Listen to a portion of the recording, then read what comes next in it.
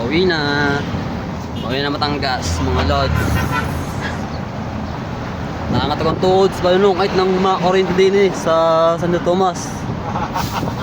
Ano nagpa-vlog ka? Nako, hindi na ako makaulit pag ganun ang biyahe din eh. Ano, hirap ano?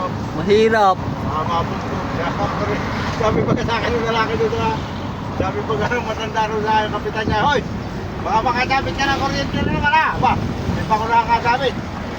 Upo lang ako nung mayroong katalungan ko rin. Pag ganon, tayong talo, tayo kasi ano, may dalang rock. Nakasabi tayo. Okay lang. Bala ka lang naman.